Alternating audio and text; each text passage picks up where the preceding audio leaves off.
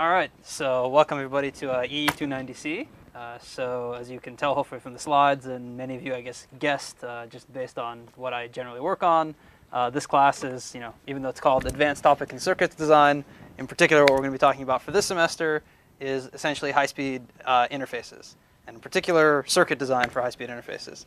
So I think most of you guys already know me, but just in case if there's people out there in the universe watching this on the webcast, my name is Elad Alon. I'll be the instructor for this semester. So just as sort of I've started talking about already, what this class is really going to be all about is really going to be circuit design for basically these modern high-speed interfaces. Okay, and so I sort of put in blue and underline circuit design here because my intent really is to focus on sort of the deep circuit building blocks of how you actually put these interfaces together. So having said that, I really need to sort of just put something in the context though. So but as you'll see by the end of the class, these interfaces are actually becoming pretty complicated mixed signal communication systems. So what that means is that even though we'll be doing a lot of transistor level design, in reality you really can't just go around hacking on transistors and then expecting that at the end of the day you'll get the right system. Okay, so we will spend a lot of time talking about what are kind of the system level requirements and even just how you'd go about designing the systems to make it so that the circuits you build actually make some sense. Or perhaps even, say that a little bit better way, so the circuits will actually end up being optimized for what it is that you're trying to do. Okay, so really the goal here is essentially to figure out what is it that we need to know and essentially what are the techniques that we need to be able to apply in order to design a high-speed interface for some given application.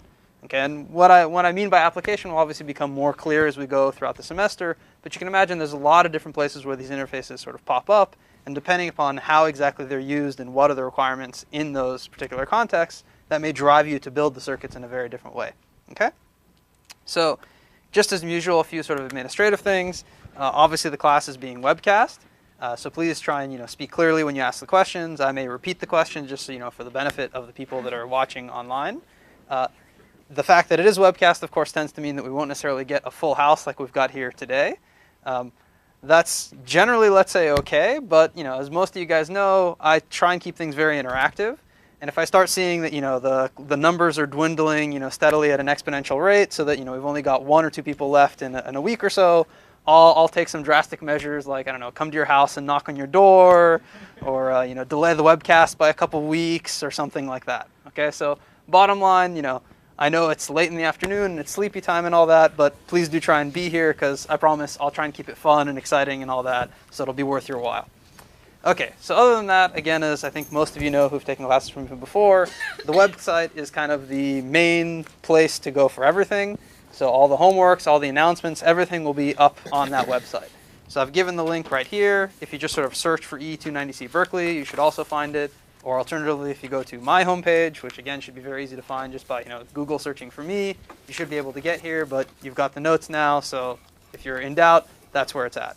The webcast is just in the standard webcast, .berkeley.edu. So go take a look there. In terms of office hours, that'll just be in my office. On Tuesdays, I'll hold it from 9 to 10, and on Thursdays, I'll hold it from 11 to 12. And obviously, if you have questions or things like that you want to meet, just send me a note. I'm happy to get together. There's no, let's say, GSI or reader right now for the class. There definitely won't be a GSI. I may manage to twist somebody's arm to be a reader. But given that most of you guys are anywhere from 2nd to 5th year graduate students, there's not that many people in ICs left who I could hire as the reader.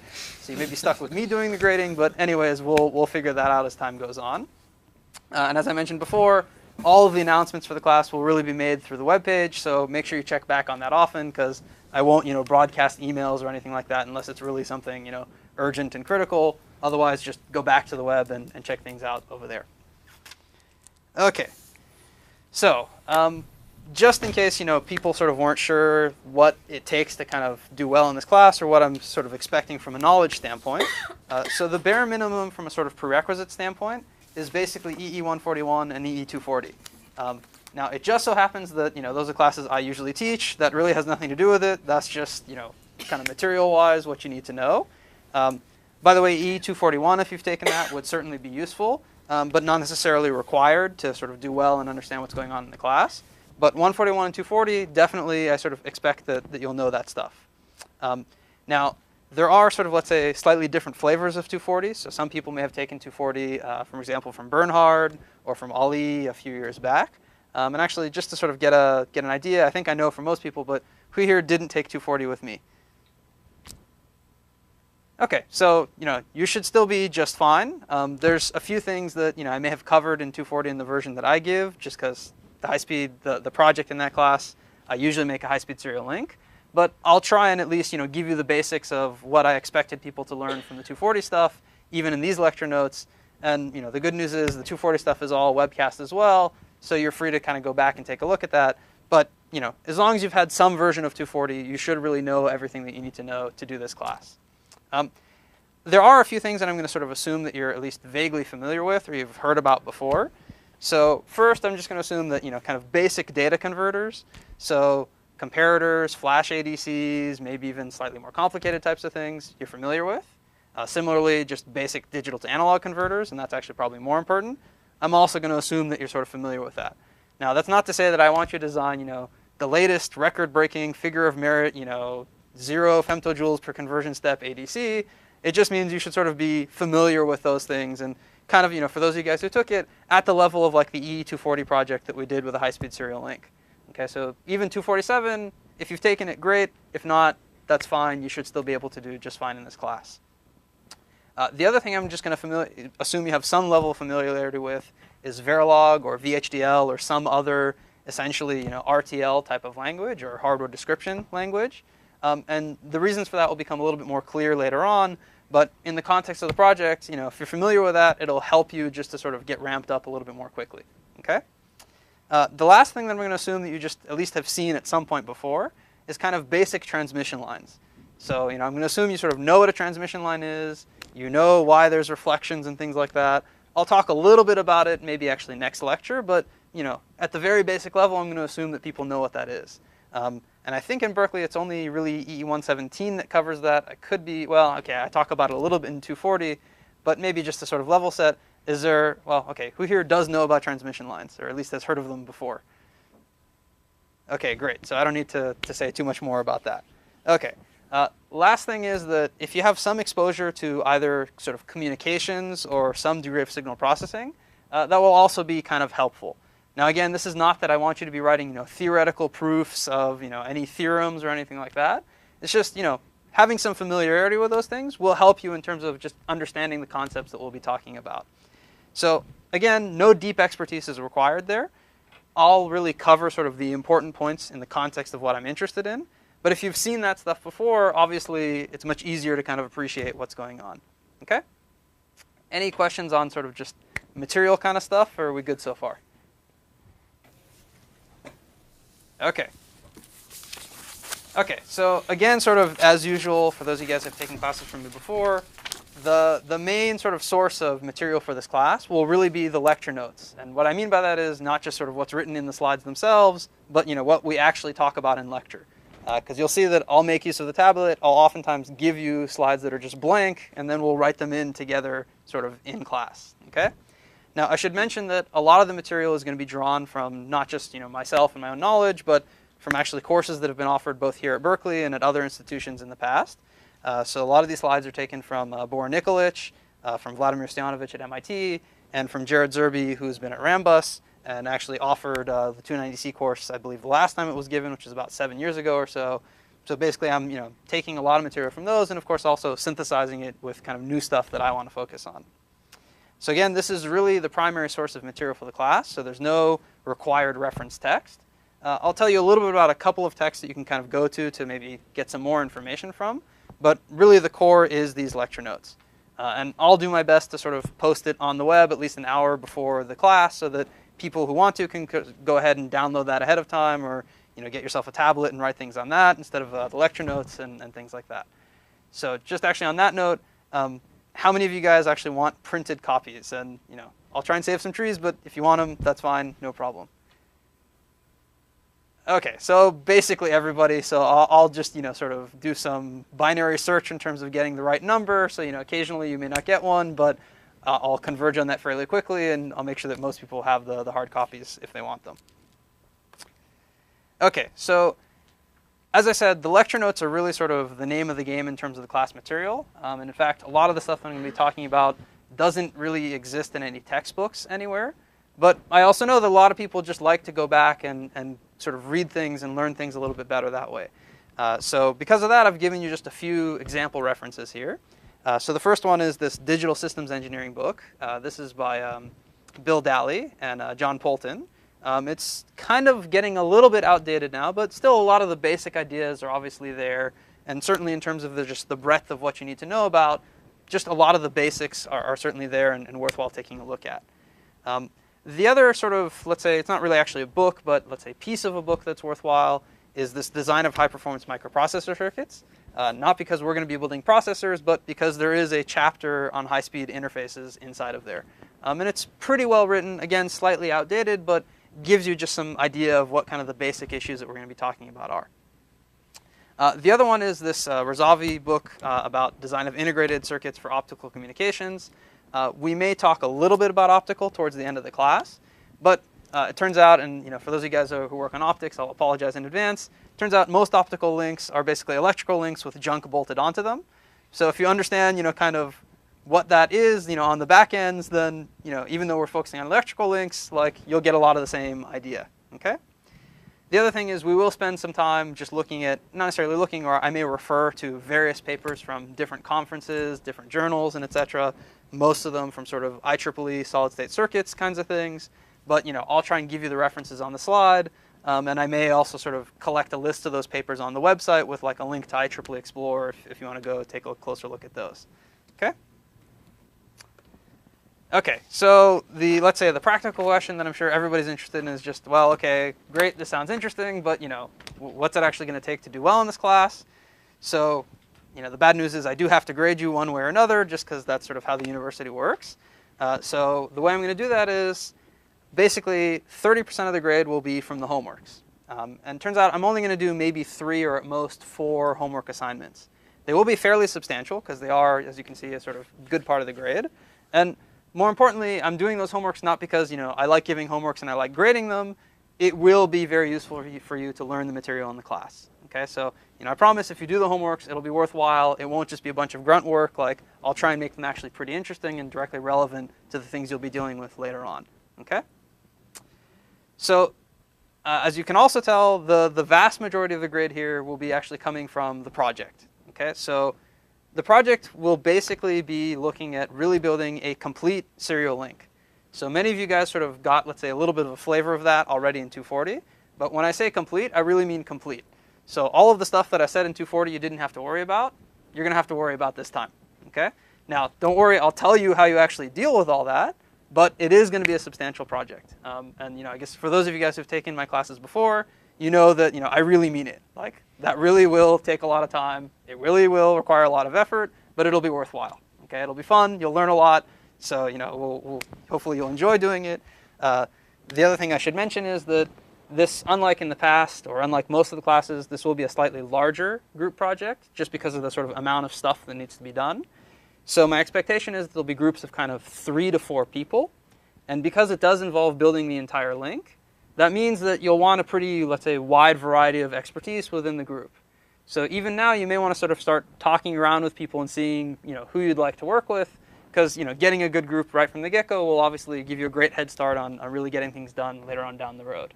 And as I had mentioned, actually, as it's written on the slide here, we're actually going to do a pretty high-performance link. So I'm shooting for something like 10 gigabits per second plus.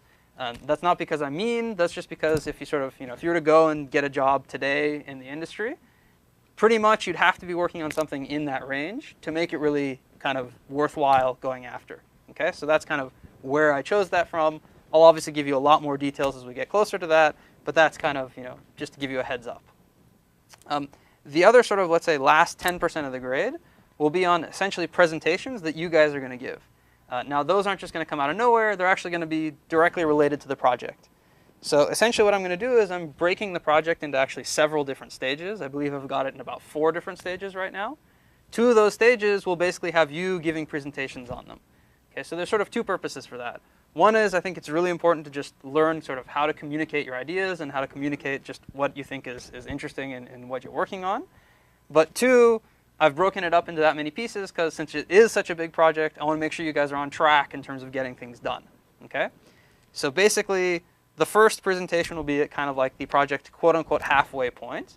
And again, I'll give you some more details as to what I expect there when the time comes. And then the last one will be sort of kind of like summarizing your overall final project, and of course also giving some opportunity for other people in the class to provide feedback or ask questions and so on and so forth. Okay? So the last, let's say, piece of good news for all of us is there won't be any exams. Okay? So no midterm, no final, nothing like that.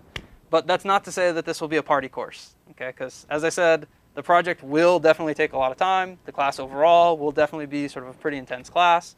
I'm intending to make this, much more of, let's say, a 240 style class rather than a seminar where I just, bring up random topics and sort of talk about them for 50 minutes. Okay, so the really sort of, let's say, hardcore material here. So you should plan accordingly in terms of just budgeting time and making sure you get everything you can out of the class. Okay? Any questions so far? Or? Okay, good. So this is just sort of the standard stuff. Homework, you're free to discuss and work together with other people, but you have to write up your own. I'm not even going to mention cheating here because hopefully if you've gotten to this class, you've sort of realized that that's just a waste of your time and a waste of everybody's time. So feel free to talk to everybody, feel free to work together, but just turn in the actual work by yourself. Just put that outside my box. It'll generally be due on Thursdays, but the exact times and everything will be posted up on the web. And again, as usual, there won't be any late submissions because I'll basically do my best to actually post the solutions fairly shortly after the homeworks are due, so that again, you get a chance to go and sort of take a look at what you were expected to do, what made sense, and so on and so forth. So again, as usual, make sure you start early on those things because they will indeed take some time. Okay? Okay, so just a few notes, which again should sort of be fairly expected for most people. I assume that just about everybody here will be at ISSC that week. That includes me, so we won't have any lectures. Okay? So you get to, let's say, go party that week. We'll have spring break, of course, which obviously also has no lectures. That's kind of towards the end of March. And then in terms of the project, as I said, that'll be split into a few different pieces. So definitely, take a look on the web for the updates on that. We'll be starting on that fairly early on because we only have like 3 or 4 homeworks that we'll be doing. The first presentations for the project will be kind of roughly first week of April or so. And the final presentations will be during the 3R week. I forget exactly what the 3 Rs are, but basically it's during kind of like the dead week because I figured that'll be the easiest in terms of scheduling and getting everybody here and actually doing the presentations and all that. Okay, so any other questions on just logistics kind of stuff before I actually tell you, a little bit about why we're here and why this should be a fun class? You guys are too quiet. Okay, so why are we actually here? What's going to be going on in this class? Well, as many of you guys I think have seen before, if you kind of think about what an interface or as I usually refer to it as a link, all you're really trying to do is get a bit from the transmitter over to the receiver. Okay, so from a sort of 20,000 foot view, the simplest way you could think of to do that is you basically just have, let's say some flip-flop or whatever timing element it is, some driver, which could even indeed actually be an inverter. You send that over some wire, and then on the other side, you have, again, some inverter and some flip-flop that just, let's say, retimes the data. Okay? So turns out this really is a link. Okay? This really is a interface. It may not necessarily be a high-speed interface, or it may not be the best way of building an interface, but this really is an interface. Okay? So kind of when if you sort of look at it that way, you say, well, okay, this should be really easy, right? I mean, we learned about flip-flops and inverters in 141, and a wire is just a wire, no big deal, right? So why are we even bothering to have this class, right? What's going on? Okay, well, let's actually take a little bit closer look at where links are actually used and sort of why people, let's say, are even working on these things in the first place. And I think we'll pretty quickly figure out why, maybe life is not quite this easy. Okay? So I think many of you have sort of seen this slide before. I apologize that in terms of the printout, it doesn't look that great, but hopefully you can see it here on the screen. If you sort of think about what's happened over the last few years, and maybe this has actually been happening over the last about 15 years or so, every time you get that new iPhone and you start, Googling or YouTubing or whatever it is you do on the go, those bits have to fly through somewhere, right? Because even though they went through the air and, got to the base station, that base station has to go and grab that web page from wherever the heck in the world it is that you were trying to talk to, okay? So if you actually looked even just inside of the United States, there's this huge network of essentially what's called backhaul links that are just communicating between these different, let's say, sort of hotspots or server centers in the world that are really forming what the internet actually is. Okay? Now, if you actually go and were to look in, let's say, one of those big, backbone router or big backbone kind of locations, you'll see one of these pretty big boxes kind of sitting all over the place. Those big server rooms where we see all those computers actually doing stuff. Turns out not all of those things, not all of those big racks are actually computers. A lot of them are what's called these routers. Okay? So this particular one, I actually don't know how big it is, but ballpark, we're talking 3-4 feet on a side. Okay? Maybe even more than that. Okay? And this whole thing could actually be dissipating order a few kilowatts. Okay? So the only purpose of this little rack here is just to get, me over here in California talking to, I don't know, my buddy over there in Boston or whatever it is. Okay? It's just making those links so you can actually get across the entire country for that, couple of bits of image that it was that you wanted. Okay? So as we'll see, actually, inside of these things, and in fact, even in between those boxes, that's where these kind of high-speed interfaces are going to be used. Okay? Not only that, of course, even if you looked inside of like your own computer or let's say your own console, even there's actually quite a few of these so-called high-speed links that are actually playing a pretty critical function. Okay? So kind of the meta message there is that not only is there a lot of data being pushed around all over the place, but basically these links are actually all over the place in all of the electronic devices that you're interested in. Okay, so if I looked inside of these backplanes, they actually kind of look something like this. You'll see a lot more pictures of these, so don't worry if it's not too clear as to exactly what's going on there. I'll describe that in 1 second.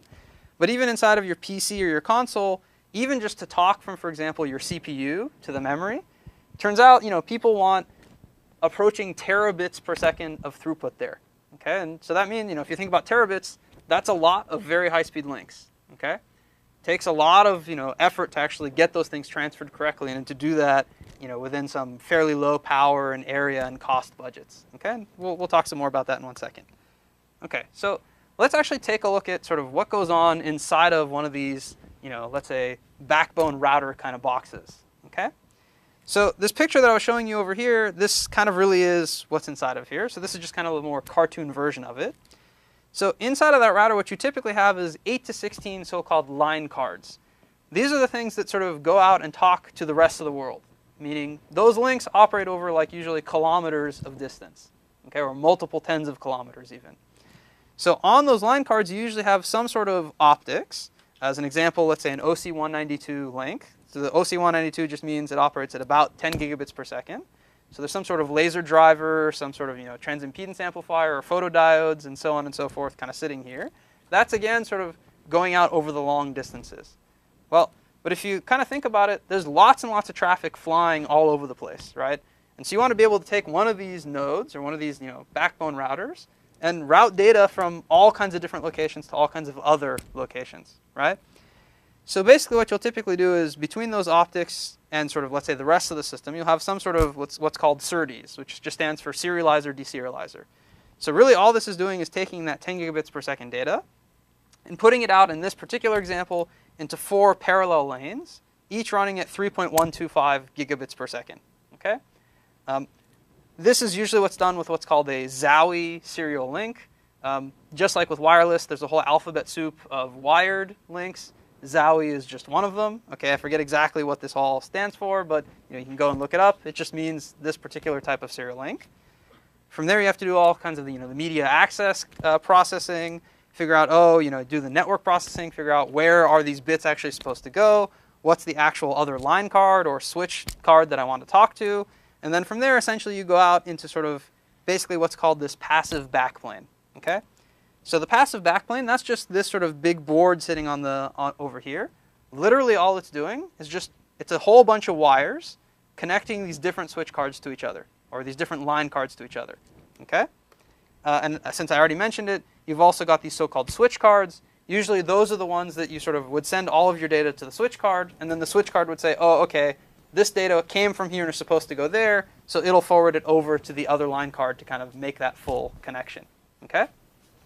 So on these backplanes, again, you can imagine there's sort of lots of communication you'd like to do back and forth. Each one of these is usually running at somewhere between about 3 and an eighth to about maybe 12 and 12.6 or 12.5 gigabits per second. Okay. So, by the way, I should mention this picture that I've drawn here is sort of circa 2006 or so. Okay, so maybe 5 to maybe even up to about 10 years ago, this was kind of like what a state-of-the-art backbone router would look like. And as you can imagine, what you really care about in these things is just how many gigabits or even terabits per second can you get sort of through the cross-section of this thing, right? Because that kind of tells you how many different connections can you make and how fast can you actually form them, okay? So to give you an idea of why, sort of this field is kind of interesting and evolving, as I said, this is kind of the picture of what we wanted to do circa about 5 years ago or so, okay? So let's look at what a backplane today, an interesting backplane today might need to do, okay? So as you may have noticed, like in terms of the cartoon, nothing has changed, okay? So I didn't change anything about, the line cards. I didn't change anything about the backplane. All I've done is taken pretty much every single one of those data rates and multiplied them by 4, okay? So instead of an OC192, now you might have an OC768, which is a 40 gigabit per second optical link, okay? Similarly over here, instead of having, those 3¼ gig links, maybe now I have to do 4 by 10 gigabit per second links, okay? Similar now out on these backplanes. Well, okay, now if I want to actually support that throughput, now I need to go up to, let's say, in the order of 25 or maybe even 28 gigabits per second on those backplanes, okay? So kind of the key point here is that, notice, I haven't added any extra cables, I haven't added any extra wires, and in fact, as we'll see probably next lecture, I probably even made only minimal changes to this printed circuit board, which is what I've called the backplane. But everything has to run faster, okay? So that pretty clearly means that, from a standpoint of us as the guys who have to build these links, somehow we just have to get better, right? Something has to drive us to be better. Was there a question there? Yeah, so how much of that is just due to transistor scaling and how much is actual architecture changes? Okay, so we'll talk about that some more, but as I guess you know reasonably well by now, transistor scaling unfortunately is not buying us as much as it used to, right? So there is certainly some raw speed issues, but actually, well, you know what? I'm going to answer that question in like 2 more slides. So if it's not answered, then ask me again. Yeah? Another one. So what's the typical power breakdown inside the line card? Okay, so that's a great question. So I think it's about 50-50 in terms of I/O versus processing in memory, ballpark. So obviously the exact numbers really heavily depend upon what exactly it is you're doing, or you implementing it at quality of service and things like that. But ballpark, about 50% of it is the I/O, and maybe 50% is just talking to these DRAMs, doing this network processing, doing these huge crossbars, and so on and so forth. But isn't it a function of the distance you travel? Yeah, so it's absolutely a function of the distance you travel. Now, as we'll see kind of by the end of the class, it's, at least so far, if I really asked you what was the cost of how many picojoules per bit does it take you per meter of distance, that answer is, let's say, highly nonlinear, okay? And actually, oh, not there. Okay, so in like 2 more slides, I'll maybe say a little bit more about that. But basically, distance actually comes in a very, let's say, interesting way in terms of how it affects the things that we'll end up building. Okay, so I'll actually, again, remind me if I haven't answered it in a couple more slides. Okay? Okay, so I talked a lot about routers, but that's not really the end of the story. As I mentioned before, these links sort of show up all over the place.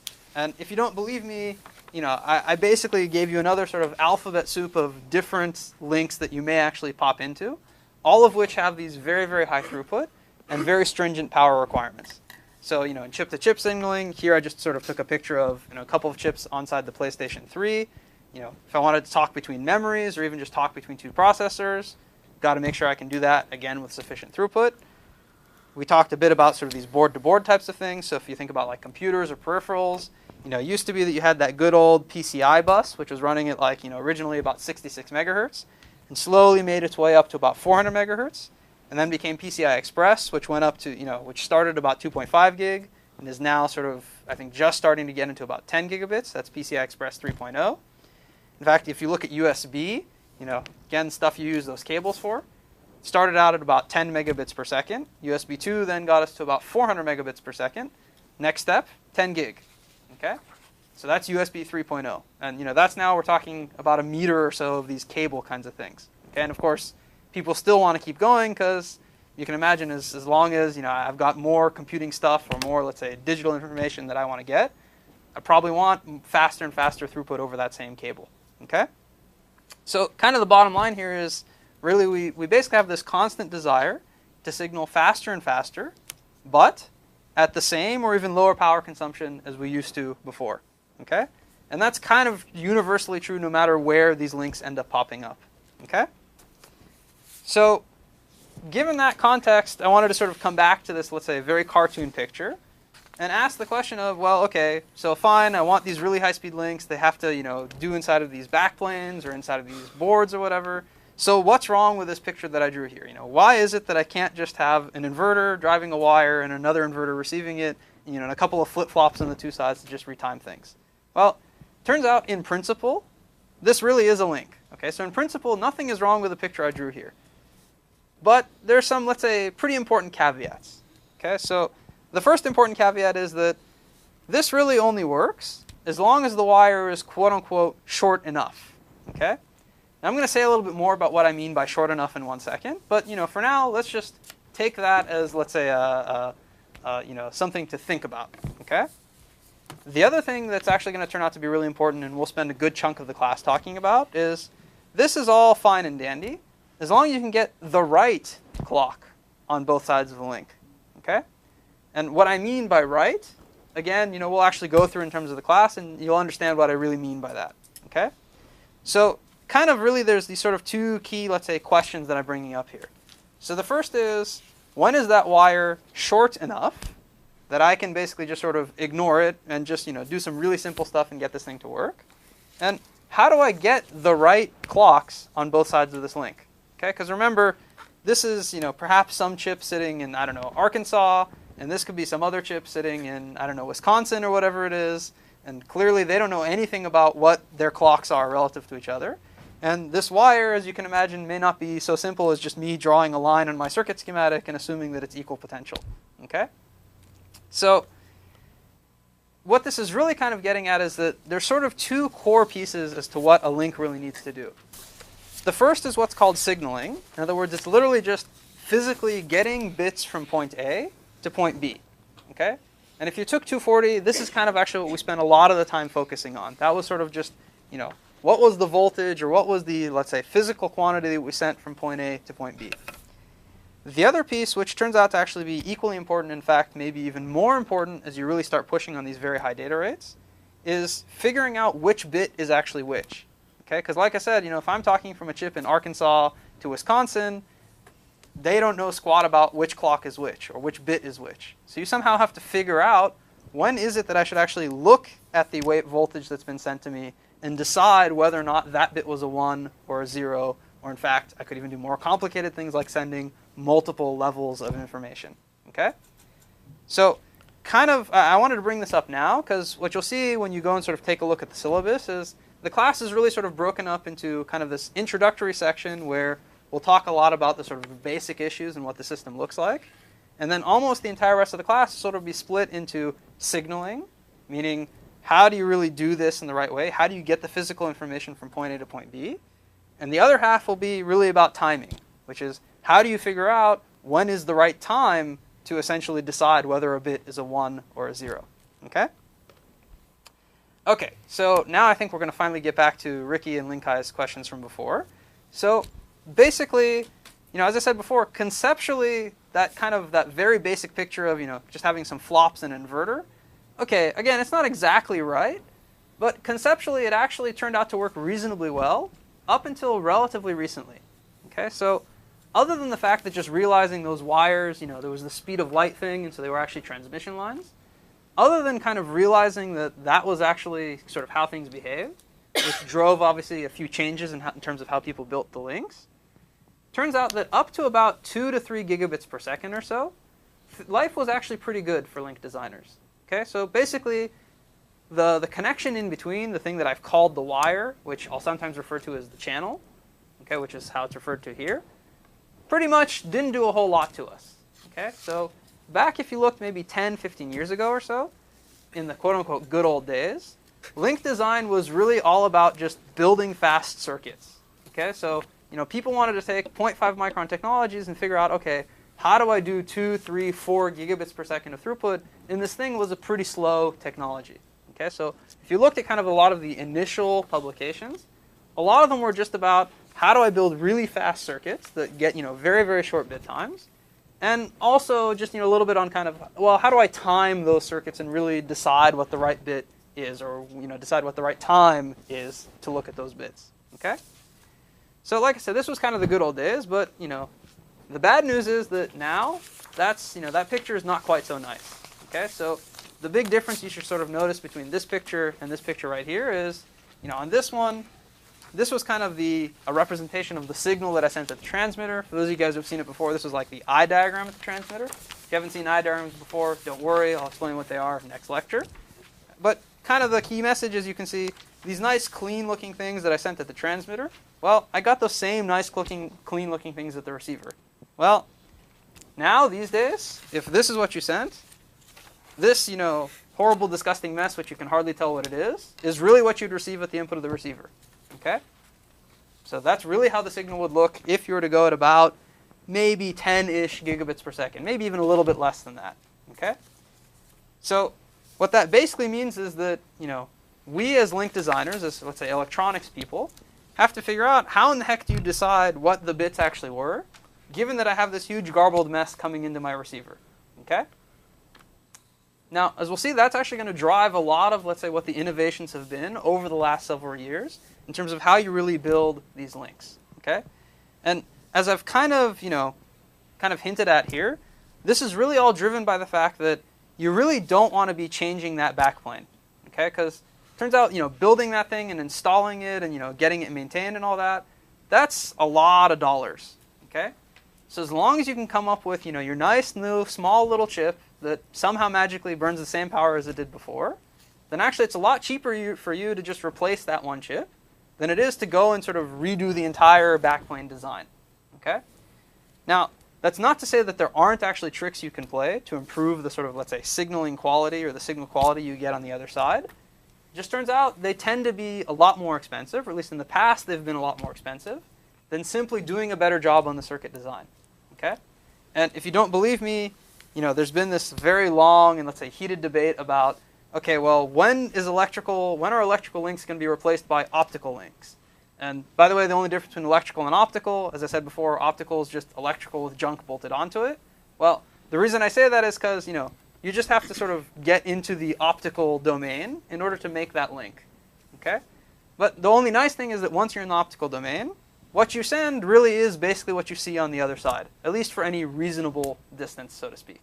Okay? So kind of the take-home message here is, again, that even though this looks pretty nasty and you can imagine is going to make life a lot more complicated from the standpoint of how we build the link, it's really the electronics that typically have to bear the burden of dealing with all of these, let's say, screw-ups induced by the environment. Okay? So just to make, let's say, life even a little bit more fun, turns out that, as Linkai was asking before, what's kind of, like, say, the typical power breakdown? Well, obviously it depends on the exact application. But just as an example, if I was to look at, let's say the embedded processor that may be sitting on your iPhone, well, you want that processor there because, you actually want it to do something, like you actually want it to compute something, right?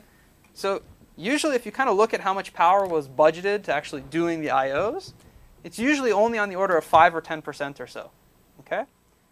So that really means that, you really have to get these kind of throughputs. You have to get these very high speeds over these really, really nasty channel conditions, all within a pretty tight power and area budget. Okay? Oh, and by the way, like I'm sort of showing on this picture, this, by the way, is the cell processor. These blue things, those are actually the IOs. That entire rest of the thing right there, which, by the way, dissipates about 100 watts or so, that's all some big, nasty digital block that's, likes to do whatever the heck it likes to do and creates, a couple hundred millivolts of noise on the supply, can easily create volts of, common mode variation between, different points on the board, and so on and so forth. Okay? So the message here is that, it is actually a pretty tough thing to do. And as I guess I mentioned a little bit before, indeed, if I get faster transistors, that helps. But unfortunately, because of this big beast and the way things scale for the digital logic, transistors actually aren't getting all that much faster. They may be getting a little bit faster, but certainly not like they used to be. But nonetheless, if I want to get more information in and out of here, I still have to meet that throughput requirement, because if I don't, the whole sort of, let's say, the whole system falls apart, right? I can't, keep selling you that new iPhone 5 or 6 or 7 or whatever the heck it is, okay? So the message here, of course, was not that, this is all about doom and gloom. This is really just to say that this is actually a pretty interesting area for us to be looking at, because there really are a lot of challenges here. But anytime that there's a lot of challenges, that also means there's a lot of opportunities for us to basically come in and do some really clever and innovative stuff to solve those problems. And in particular here, because we're dealing with kind of these large systems, there's actually quite a bit of interdisciplinary or multidisciplinary, let's say, opportunities. So, as I said, we're going to talk a lot about circuits. But turns out if you know a bit about, some communications ideas, that can actually go a really long way to basically cleaning up these really nasty, looking signals that I'm receiving or that I may even be transmitting in the first place, okay? Similarly, in fact, if I know a little bit about just sort of how to do some optimization, again, I can actually go a pretty long way. In fact, if I even know a little bit of just sort of electromagnetics, and I can think about, well, okay, how could I maybe just arrange this backplane in a slightly different way? You'll see that actually can have a pretty big impact on sort of the quality of the signals that you get, and therefore, of course, how efficient you can really make your circuitry. Okay? So kind of the sort of the take-home message here is that, at least in my opinion, what I think we'll really be doing in this class is learning how to build at least one of the most efficient communication systems that is out there in existence. And just to sort of give you some numbers to back that up, the best designs today are dissipating only on the order of about 0.5 to 2 milliwatts per gigabit per second of throughput. Okay? So just maybe to put that into the context, anybody know what, let's say, your typical even Wi-Fi transceiver, how much power would that actually take? Does anybody know? Anybody, looked one of those things up? And if you don't know, give me a ballpark. Yeah. Like a few hundred milliwatts? Yeah, it's a few hundred milliwatts. It's actually probably about half a watt or so. Okay, so what's the throughput they claim to give you? I'm not saying that's what we actually get. What do they claim to give you, let's say, in the most aggressive case these days? What does 802.11n do? 50 megabits or something like that. Okay, so 50 megabits is like 802.11g. What do the N guys claim that you can get? I don't know under what scenario they actually measured this, but what do they at least claim that you can get? Nobody has an 802.11n? I guess we need to buy you guys new laptops, huh? 100? Yeah, so they claim up to about 400 megabits per second. Okay, so if I'm doing, and let's say write this down maybe just to help you guys out. So if I'm doing about half a watt and let's even be generous. Let's even call that 500 megabits per second, which is half a gigabit per second. How many picojoules per bit is that? Or let's say even do it a different way. How many milliwatts per gigabit per second is that?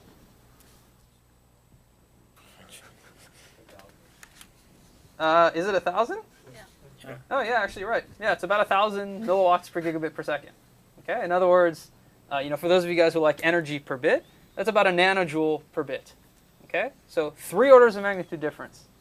Now, actually, just to make our life even, let's say, more fun, anybody know what a typical cellular transceiver will take? How much output power? Forget even the transceiver. How about the PA? How much output power does the PA have to do? By PA, I mean power amplifier. 1 watt. Yeah, it's actually about more like 3, by the way. So, if you looked at like GSM under the worst case conditions, they want about 3 watts or so. What's the data rate you get? Ballpark.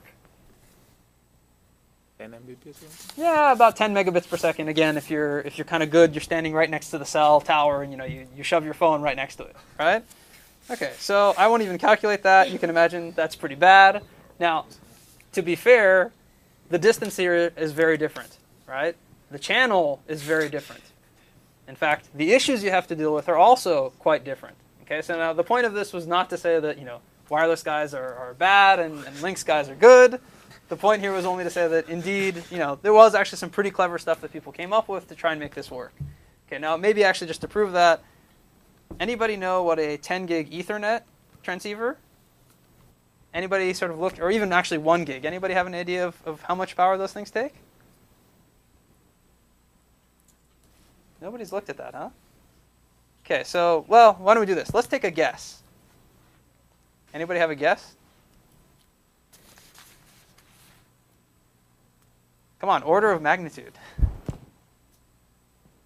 100 watts, 10 watts, 1 watt, 1 milliwatt. 10 milliwatt. 10 mil. Oh, wow.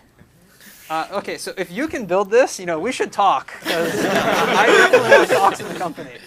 Okay, so based on that, obviously, which direction is it going to go? Okay, 100. Again, I still want stock in that company.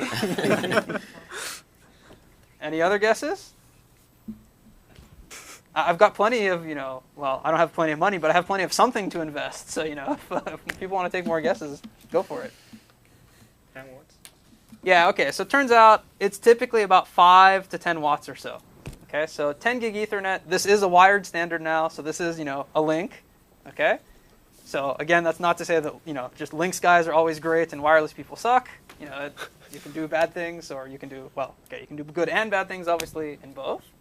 But this is kind of telling you that there's this very nonlinear trade-off in terms of, well, okay, why is it that, for example, 10 gig Ethernet is like this 5 or 10 watt kind of thing, whereas, my link that's just talking from let's say my processor to my memory, or in fact, even like on these backplanes, is maybe only this, 10 to 20 to 100-ish milliwatt kind of thing, okay? And a lot of it really, as you'll see as we go on, just has to do with complexity, okay? Complexity and really just understanding really what's going on with your channel, and then optimizing things so that you can really get the best energy efficiency you can, okay? So that's kind of, that was kind of, let's say, my high-level sales pitch as to why I hope to convince you that this should be an interesting class to take, because, if you really learn how to do this, then, I think these techniques that you'll learn will actually be very broadly applicable. So even if you're not going to end up building a link as part of your career, actually a lot of the ideas we'll learn will really be very, very useful in all kinds of other contexts. So even if you're working on RF kinds of things, turns out a lot of the similar ideas apply. You're working on, let's say, biosensors, well, guess what? There's a lot of mixed signal stuff that actually is pretty useful. Let's say you're working on data converters, well, again, a lot of these same ideas will really be very directly applicable, okay? So that's kind of enough of me giving the sales pitch. Now I'll just tell you a little bit about what we'll actually do. So the first thing we'll sort of start out with, maybe in 1 or 2 kind of lectures is kind of just, well, what is the link environment? What does this thing really look like? So I kind of gave you a little bit of an idea of that already, but I actually want to spend a little bit more time on actually diving into the details of, well, what goes inside of those backplanes and what kind of transmission lines are there and why is it that the channel looks so crappy at these very high data rates, okay? I'll also talk a little bit about, kind of towards the end of that, let's say, section of just, okay, how do you go about actually evaluating the performance of a given link? Turns out that's actually nowhere near as straightforward of a question as you may think. Because, as you can imagine, this is a pretty big, complicated system. And so lots of things interact with each other. In fact, there was actually a lot of work done just on figuring out what's the right sort of methodology to use to evaluate whether or not your link is going to work in a given context. Okay? So once we've kind of gotten, let's say the introductory stuff out of the way, that's when we'll really dive into sort of these core pieces of, this, first of all, the signaling, which again is really physically how do you get bits from one side to the other. So we'll talk about sort of transmitter and receiver circuits. We'll then talk about equalizer types, and actually we'll talk a lot about how you build those equalizers. And equalizers obviously is just how you deal with these bad channels. And then we'll actually also talk a lot about basically the bad news is that, I can build one thing and I can target it for one very, channel that I know exactly what it looks like, and I can build, the perfect implementation for that. But guess what? There's a wire right next to it that looks completely different. Okay? So that means you really have to know sort of how are you going to build these algorithms, how are you going to build the circuits that allow you to adapt to these widely varying conditions. And I'm actually going to spend a reasonable amount of time on that because it turns out if you kind of ignore that, you can build things that look absolutely beautiful but are completely bogus because they'd never be useful.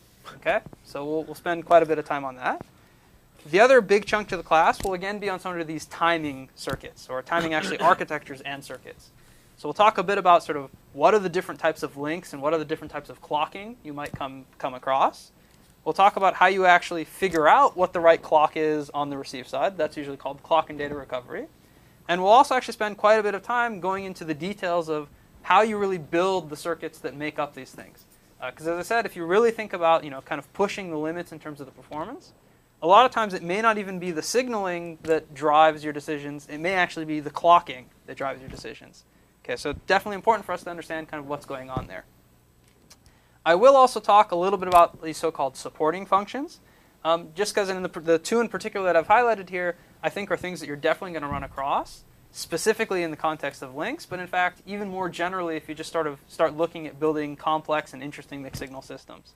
Okay, so the first is, I'll talk maybe a lecture or two about supply regulation, because as I mentioned before, unfortunately, you're always going to have to build these things, kind of surrounded by a sea of a bunch of junk that could very easily destroy all the signals you're interested in.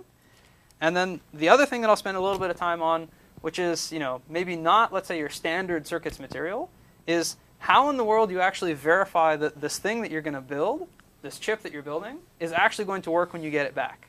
Okay, so we'll talk a bit about how you really do some mixed signal verification. Okay, because I've actually personally worked on multiple chips where things like, digital buses were inverted or flipped, or there was hold times and just really, really stupid errors that cost literally man-years of effort just to go down the drain. Okay, so turns out there's actually some pretty nice things we can do here that turns out are not even that mathematically sophisticated, but are just very easy for you to go and implement, that I'm actually going to force you to do in the project, because otherwise I won't believe that what you did actually works. And by the way, even in terms of the project, like, you're going to want to do some of this verification kind of stuff, which will turn out to just be building behavioral models. Because if you don't do that first, you're really not going to have any idea of whether or not the whole thing you're working on has any hope of behaving the way you want it to. Okay? So that's kind of where the core material will be. And then, I actually left a reasonable amount of time for sort of, let's say, advanced topics towards the end. So if you look at the schedule that's up on the web right now, I think I've got about 4 or 5 lectures of so-called advanced topics. My expectation is that some of these other things will take longer than I may have planned for. So there's sort of some slip room there. But if we have time, then we'll talk about some of these more advanced things. So let's say more advanced communication techniques, other types of channels, other types of actually sort of, let's say, link architectures you could think of, and things like that. OK, so any questions on that, or in general on the class? Yeah?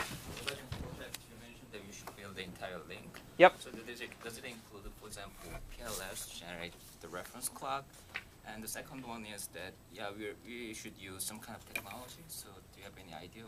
Yeah, so the questions were basically about, I said you're going to build the whole link, so does that mean you're going to build the PLL, or basically the clock generation circuitry? Absolutely. Okay? So, by the way, there's a reason why I have, 4 or 5 weeks of lectures on timing stuff. Okay, I like to talk, but, I like to see you guys actually do the stuff too. Okay, so you will definitely be building a PLL. In fact, you'll be building phase interpolators, you're building clock and data recovery, you'll be building adaptive equalization. So, like I said, you're going to build a complete link. Now, that's not to say that I want you sitting there, building standard cells and, doing the layout and things like that. I'm going to try and make this sort of, so that we'll focus on, let's say, the most relevant pieces from a learning standpoint. So that's also why I said it'd be good if you have somebody who knows Verilog or VHDL, so you can actually code a lot of the back end kind of stuff. But the core circuitry, I want, let's say, my goal is to really actually have people build the entire thing. We'll see how that goes. If I find out that, okay, nobody's actually even getting close, I'll throw you some behavioral models or something like that, and we'll kind of go from there. But my goal really is to kind of put the whole thing together. Okay, so that's why I said, several slides back, this class is not going to be just, a fun class. Like, well, okay, it will be fun, but it won't just be, you partying or whatever. Like, there'll be a lot of hard work here. Okay, and so again, pick your group wisely, because, having somebody who knows something about PLLs and somebody who knows something about, let's say digital back-end stuff, and somebody who knows about, equalization and stuff, all of those skills will definitely be useful. The other one was, you asked about which technology we'll use. I think I'll probably be using sort of a 45 nanometer predictive technology. So performance-wise, you shouldn't have too much of an issue in terms of just raw transistor speed hitting the 10 gigabits per second. So I may tweak the model a little bit sort of to make that true. But that's kind of roughly what I'm thinking of targeting. And I'll also try and make it so that, again, there'll be things like standard cells, or give you some sort of base, initial designs to start from to maybe just reduce some of the grunt work that you'd end up doing. Other questions on the class, or? All right, great. Oh, yeah. Is the design all the way through layout? No. So there won't be any layout, unless you really want it.